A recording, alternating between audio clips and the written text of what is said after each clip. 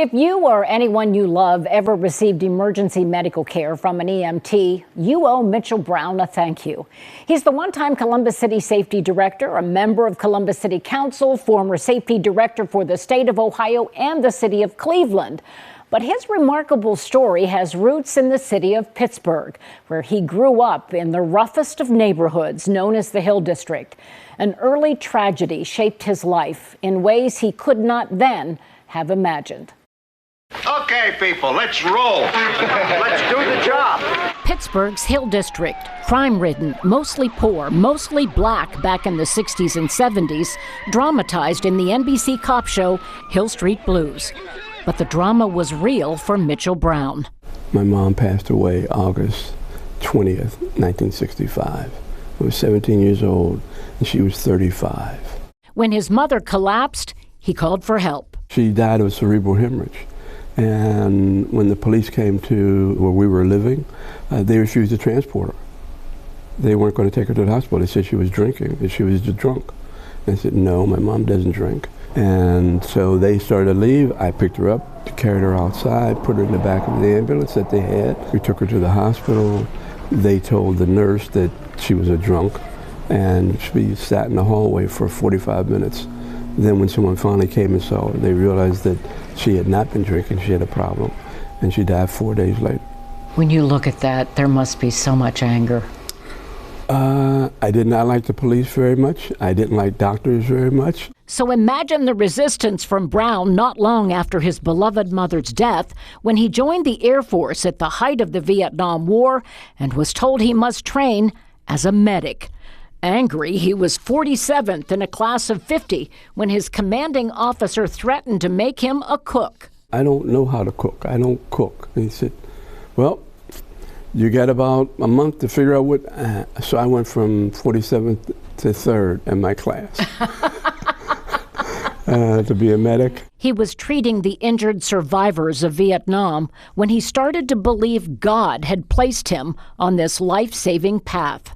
When he came home, his aunt told him a doctor from Pitt's University Hospital was trying to recruit young men from the Hill District for a new, novel ambulance program. The key component of that was bring the care to the patient, not the patient to the care. Still, he resisted. She said, well, they got this guy at the university by the name of Peter Saffer.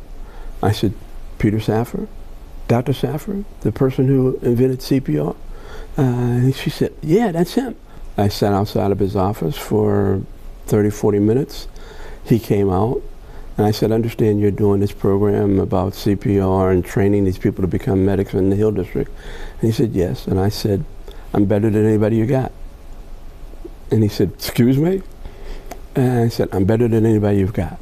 And I came and started working at Freedom House, providing emergency medical services to the Hill District, which is predominantly African American, the downtown area of Pittsburgh, and Oakland, which is where the University of Pittsburgh was located. The Freedom House ambulance crew became the first EMT service in the nation. For the first time, ambulances became more than a taxi service for the dying. You stood a better chance of surviving being shot in Vietnam than you did if you were shot in the United States. And Peter said that makes no sense whatsoever. Brown says in the 7 years he was with Freedom House, they transported more than 7,000 patients. But their success was their curse. Because other folks were saying, wait a minute, how come these people in the Hill District and this black community were surviving drug overdoses, shootings, cardiac arrest, automobile crashes, and people in the more affluent communities were dying? And quite frankly, it was like, how come these black folks are getting taken care of better than white folks? So the white folks who led the city took over Freedom House, broke it apart, and expanded this new way of training mobile medics. Brown was qualified to run the new citywide program, but they at first offered this black medic the number 2 spot. And I said, nope, won't do that. So I stayed at the university. And we developed what's called, first it was called the Emergency Medical Services Operations Center.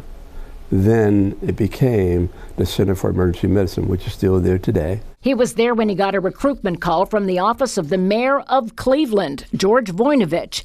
There were problems with Cleveland's ambulance service. Unfortunately, his daughter was killed in an accident, and she laid in the streets in Cleveland for almost 30 minutes.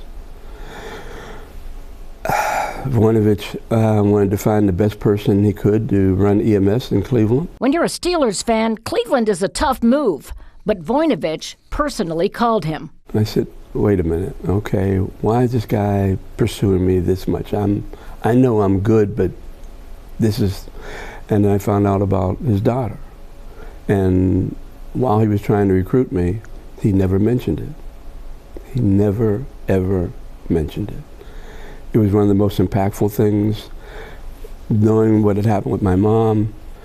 And I said, if he calls me again, in the vernacular of the time, I can do a bit in Cleveland. He did more than a bit, eventually asked to become safety director. To which I said, I don't know if you want me to be in charge of the police.